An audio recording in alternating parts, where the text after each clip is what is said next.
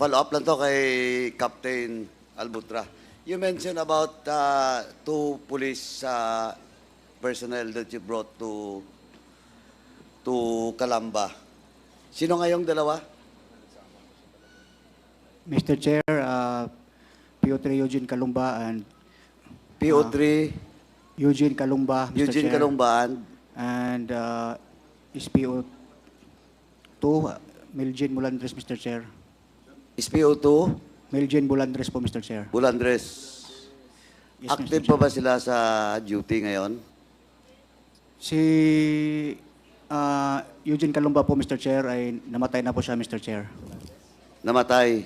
Opo, Mr. Chair. What cause of his death? Siya po ay namatay, Mr. Chair, sa Cebu City, Mr. Chair.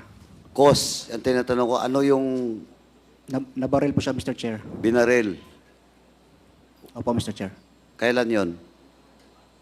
Hindi ko na po maalala, Mr. Chair, yung date, Mr. Chair. Hindi mo na malaman? Sige nga. Yung Bulandres, After po nung namatay po si Eugene, Mr. Chair, mga ilang araw po, nagpa-relieve na rin po siya, Mr. Chair. Hindi ko na po alam kung saan siya, Mr. Chair.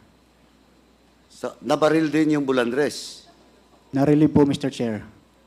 Na-relieve po siya, Mr. Chair. After Na? nung- Na-relieve? Na-relieve po, Mr. Chair. Yes, Mr. Chair.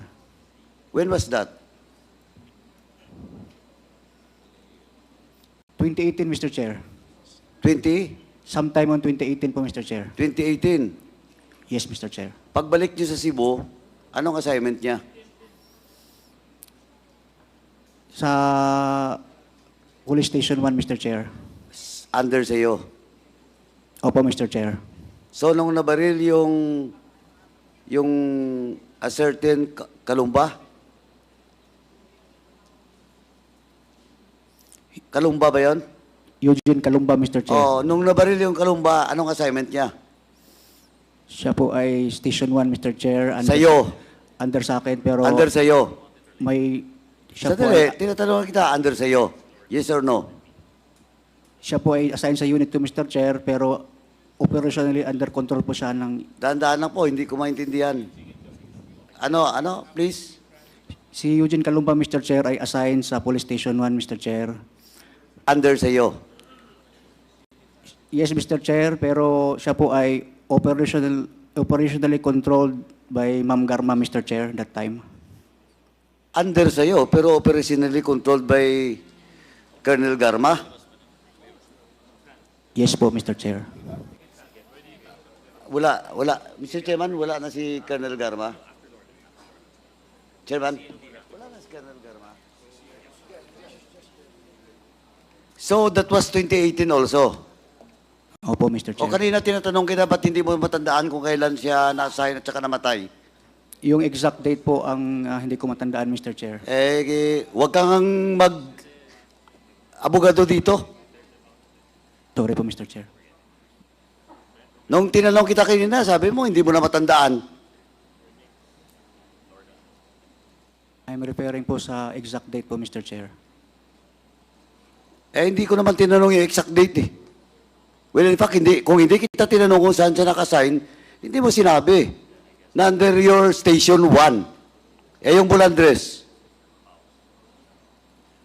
During the time, Mr. Chair, nung nangyari po yun kay Eugene, Sandali, tapusin mo na. After nung Calamba, saan siya na-assign? sa Cebu City rin po, Mr. Chair, Police Station 1, Mr. Chair. Station 1 din, sa'yo din, di ba? Opo, Mr. Chair. From Calamba, binitbit mo pabalik sa Cebu. Nung nullified po yung order namin, Mr. Chair. Kaya nga, Opo, Mr. bitbit mo. O tapos, Tapos nag-courtesy call po kami kay Ma'am Garma. hindi ko tinatanong yung courtesy call. Ang tinatanong ko yung assignment ng Bulandres. So namatay yung Calamba under your watch sa station mo. Tapos anong nangyari kay Bulandres? Na-relieve na rin po siya, Mr. Chair. Why? Hindi ko po alam, Mr. Chair. Station 1 commander ka, hindi mo alam na nirelieve siya? You're lying. Hindi ko po maalala, Mr. Chair, kung bakit po Nako, na-relieve. huwag tayo maglokohan dito ha. Bata mo yung dalawa, bit-bit mo pa Kalamba, at then bumalik ka sa Cebu, tapos mo hindi mo alam. Why they were relieved? Ang alam ko po, Mr. Chair, na-assign, bumalik po siya sa Negros, Mr. Chair. Ang tanong nga, bakit siya ni-relieve? I have no idea, Mr. Saan siya Chair. inassign? Sa Negros Oriental. No idea po, Mr. Chair. Kung Mr. Chairman, itong si Albutra, kanina pa to eh. Napakasinungaling to, kung hindi mo makorner, hindi sasagot ng tama. Ngayon, bata mo yung dalawa, tapos hindi mo alam. Eh, yung investigation with regards to the death of Kalumba, ba't siya pinatay? Hindi mo rin alam. Mr. Chair, during that time po, siya po ay... Hindi, tanong ko, anong motive?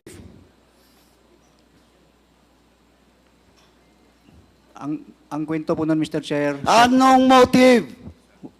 Pulis ka, hindi mo alam? Bata mo, hindi mo alam? Hindi mo man lang chinek kung anong motive? I have no direct idea talaga, Mr. Chair. Mr. Chairman, now I move to cite in contempt Captain Albutra for lying in this committee in violation of Section 11, Paragraph C of our rules. So move, Mr. Chairman. Second There is a motion. motion to cite in contempt Major Albotra for violating Section 11, Paragraph C of the Rules of Procedure governing inquiries in aid of legislation. And it was duly seconded. Are there any objections? Hearing none, the motion is approved.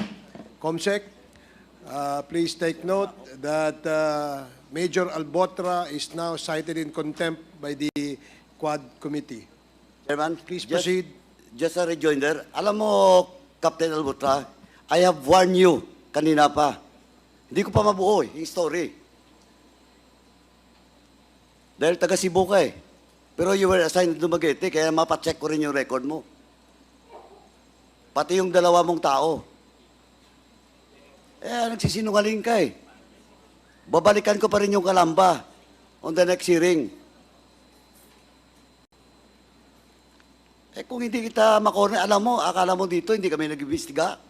Akala mo dito, hindi namin alam kung paano kukunin yung mga information. Oh, you are not shouted in contempt. I will not ask you anymore. In the next hearing, you better cooperate.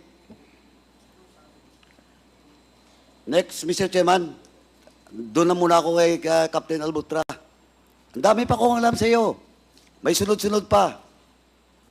In the next hearing, magkakaalaman tayo. Mr. Chairman, I would just like to ask, no? Kasi napag-usapan na rin yung Albutra.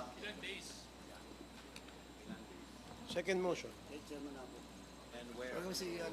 Mr. Chairman, since Chairman Ako is not around, I will move to detain Captain Albutra in the premises of the House until the committee report will be adopted in the plenary.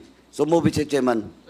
There is a motion, as stated, duly seconded. Hearing no objection, the motion is approved. Mr. Chairman. Major Mr. Chair. Albotra is now cited in contempt and to be detained in the premises of the House of Representatives until the duration and termination of the committee hearing of the Quadcom and until the committee report is approved and adopted in the plenary.